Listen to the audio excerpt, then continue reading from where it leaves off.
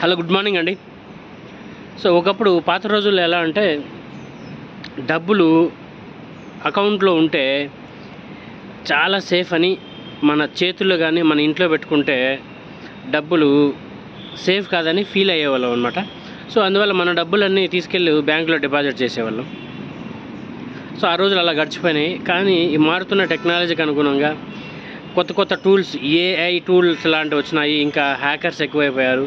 చాలామంది అంటే ఈ ఈజీ మనీకి అలవాటు పడిన వాళ్ళు, ఇలాంటి వాళ్ళు అంటే ఏంటంటే ఎలా డబ్బులు ఈజీగా సంపాదించాలి అని ఒక ఆలోచించి వాటిలో భాగంగానే చాలామంది ఈరోజు హ్యాకర్స్ ఏం చేస్తున్నారంటే, మీరు సోషల్ మీడియా కానీ వాడుతుంటే కనుక, లేకపోతే ఏదైనా వాట్సాప్లు కానీ, ఖచ్చితంగా వాట్సాప్ అనేది ప్రతి ఒక్కరి మొబైల్లోనూ ప్రతి ఒక్కరు యూజ్ చేస్తుంటారు. కాబట్టి లింక్స్ ఏదైనా సెండ్ చేసి ఇది నొక్కండి మీకు ఒక డబ్బులు వస్తాయి అనేసి ఏదో ఒకటి మోటివేట్ చేసి మన దగ్గర లింక్స్ అయితే ఓపెన్ చేపిస్తారనమాట. అలా ఓపెన్ చేసిన ఒక కొద్ది క్షణాల్లోనే సో మన డబ్బులు అయితే ఆటోమేటిక్గా వెళ్ళిపోతుంది అనమాట. సో ఈ రోజుల్లో సో ఇలాంటిది ఎక్కువ చూస్తున్నాం. కాబట్టి సో ఎవరైతే ఈ సోషల్ మీడియాలో యాక్టివ్గా ఉన్నారో, లేకపోతే కానీ వాట్సాప్లు యూజ్ చేస్తున్న వాళ్ళు చాలా జాగ్రత్తగా అయితే ఉండాలి.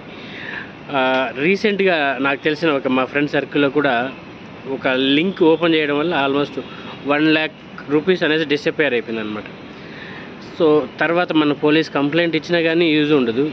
అండ్ రీసెంట్గా ఏం గమనిస్తున్నామంటే, ఫేస్బుక్ ఇలాంటి వాటి మాధ్యమాలు ఎవరైనా ఎగ్జిస్టింగ్ ఫ్రెండ్స్ ఉంటే కనుక సో వాళ్ళ పేరుతో వాళ్ళు మెసేజ్ చేసి, ఆ రోజు మా డే లిమిట్ అయిపోయింది, మీరు 15,000 20,000 పంపించండి, మార్నింగ్ పంపిస్తామనేసి మెసేజ్ చేస్తుంటారు అనమాట. సో మనము మన ఫ్రెండే అనేసి ట్రాన్స్ఫర్ చేస్తే మాత్రం ఖచ్చితంగా మోసపోయిన వాళ్ళం అవుతాము. అండ్ చాలా జాగ్రత్తగా అయితే ఉండాలన్నమాట. సో ఈ రోజుల్లో అయితే క్యాష్ మన చేతిలో ఉండడమే బెటరు.